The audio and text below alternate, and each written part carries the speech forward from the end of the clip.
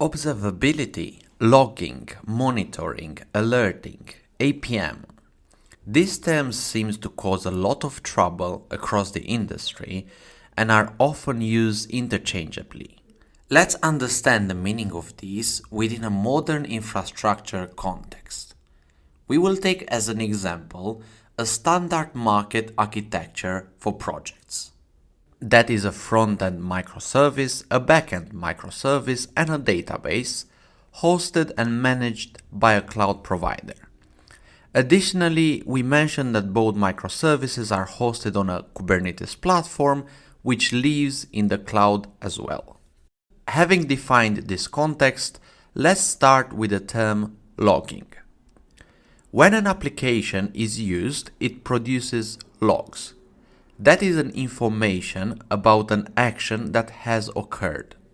For example, it can be access logs when the system is being accessed, or error logs when the application encountered an error. The platform that the application is hosted on, in our case Kubernetes, it also produces logs. And the operating system, the load balancers, and other infrastructure components behind the platform produce logs themselves. Out of these, the application logs seem the most critical ones and the most referred to, but definitely the rest can also be necessary in some contexts. While logs describe an action that has occurred, we have to introduce another term which covers something different: metrics. Metrics are quantifiable information about the system's components at a particular point in time. For example, the CPU or memory usage of a machine. Or it could be the response times for communication between microservices and database. Similarly to logs, the metrics can come from application level, platform level, or infrastructure level. Great! So we have logs and metrics that are coming from these three levels. And these logs and metrics are being stored somewhere. So what can we do with them? Well, one of the most simple things is alerting.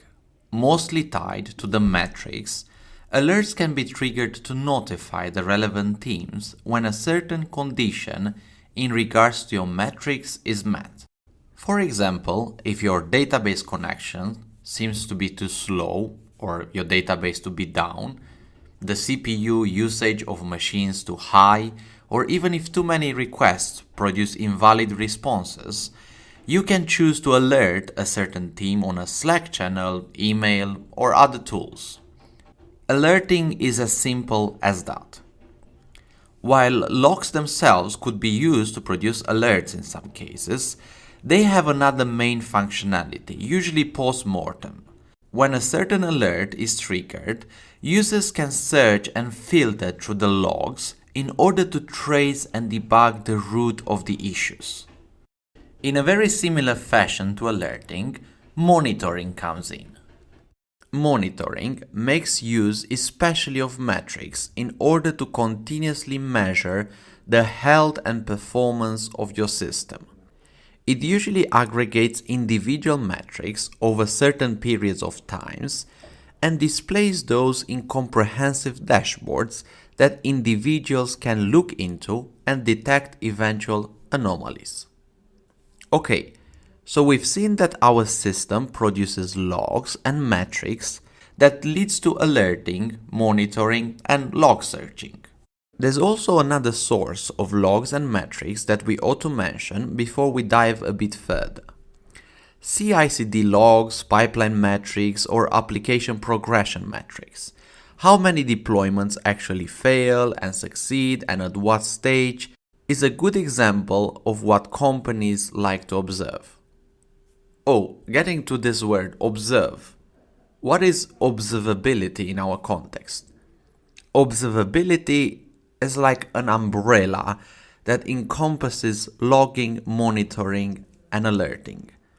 Observability simply refers to your ability of understanding what's going on with your systems, monitor what they are doing and to be able to get the information you need to troubleshoot. So when we talk about logging, monitoring, alerting, they all fall under the observability umbrella. So if you're correctly implementing your observability with the above terms defined, as an ops person, you should be able to monitor the health and performance of your entire system and be alerted when anomalies are detected. As a developer as well, you should be able to be alerted when anomalies are happening and then be able to easily search and filter through the logs to identify the issues. You could also see information about the speed of your pipelines or progression of your application through environments.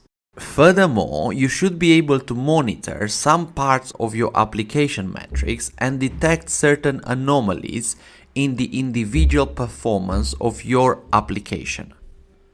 That's observability in general. There's one last bit to cover before we conclude this video. Some companies had a special need of observability due to the nature of their mission-critical workloads, where a small decrease in the performance would be very detrimental to their business. So they needed to go very deep dive into the performance of their application. They wanted to observe in real time any anomalies and any decrease in the system performance and response times, while providing a way to quickly remediate that. For that, another subset of observability has been introduced: application performance management. What it does is just what it mentions. It focuses purely on the performance management of your application by increasing the level of metrics it collects, mapping the services, and providing a stack trace through which it enables an easier way to detect where the bottleneck is in the system when it comes to your performance decrease. That's APM in a nutshell, focused on managing performance of your app, definitely at the expense of a higher costs. Let's stop here with a very short recap. Observability means that your system is generating metrics which you can monitor and alert on, and then search through generated logs in order to understand what's happening with your systems. APM is a subset of observability, mainly used by systems that are critical on real-time application performance, providing easier management for such. That's it for now. I believe this should make it all clear.